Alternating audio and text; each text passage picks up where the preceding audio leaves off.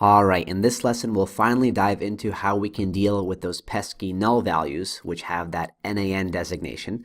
So I'll begin by re-executing our cell to import our NBA CSV. And I'm going to show you the first 3 rows with the head method.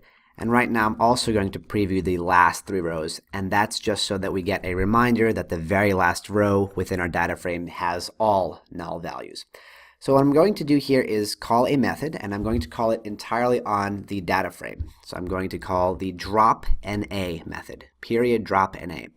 And what dropNA does by default is remove any rows from the data frame that have any null values at all.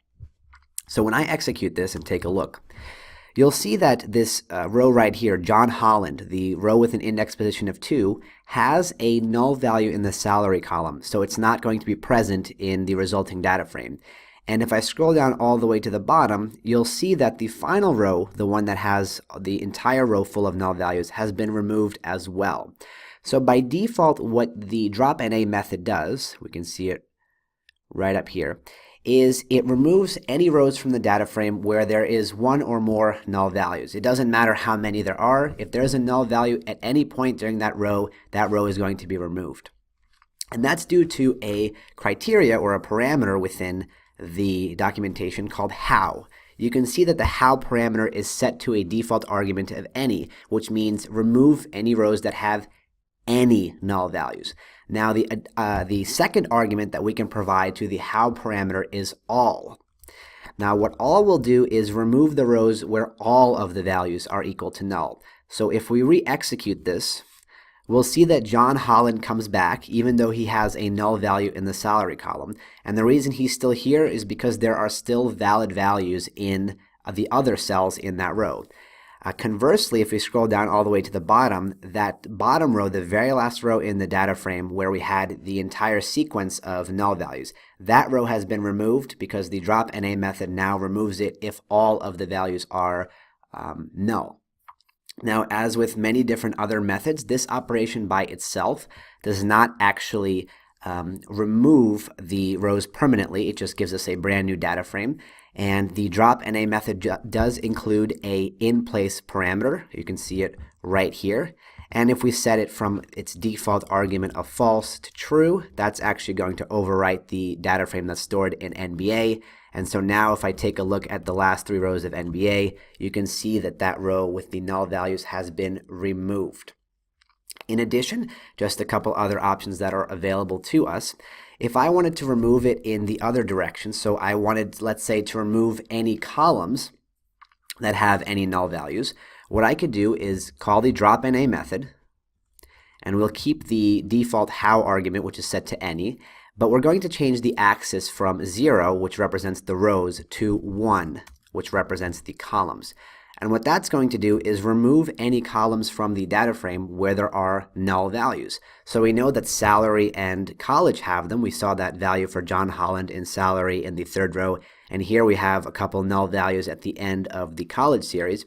And you can see those 2 columns have been removed, as well as I think 1 more column. Let's see what else is missing here.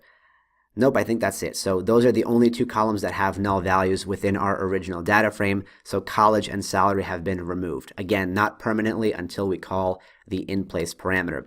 And again, instead of providing 1, we can also just write in axis of columns, and that's going to perform the exact same operation. It's going to remove any columns that have null values.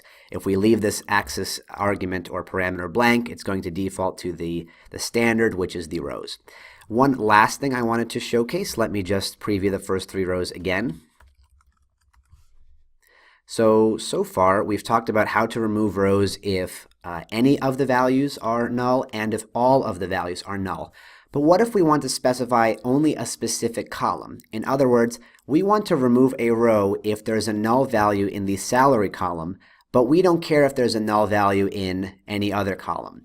So if we use the default NBA.dropNA method, it's going to remove it from rows that have nulls in either salary and or college. But we don't care about college, and so that any argument is not going to work like we want it to. The dropNA method has a additional parameter, and it's called subset. And the subset parameter can accept a list of strings, And in that list is where we write the columns that we'd like to check for our null values.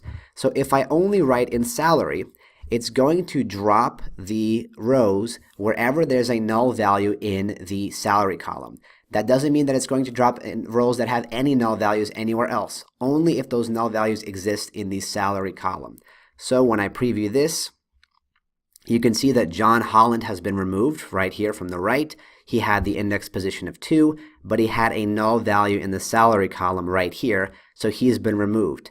Now there's still null values in the college column, so those rows have been kept because we did not specify those, or we did not specify the college column as one of the list values in that subset parameter. So those rows are still going to be kept.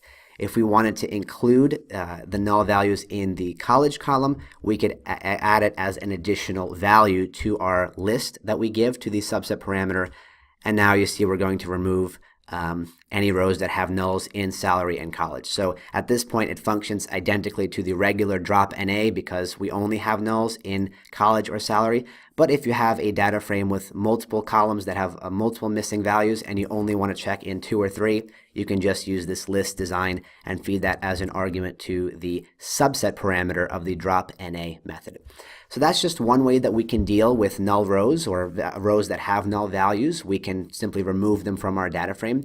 And in the next lesson, we'll explore another way that we can deal with null values, which is filling them in with a pre-assigned value. I'll see you there.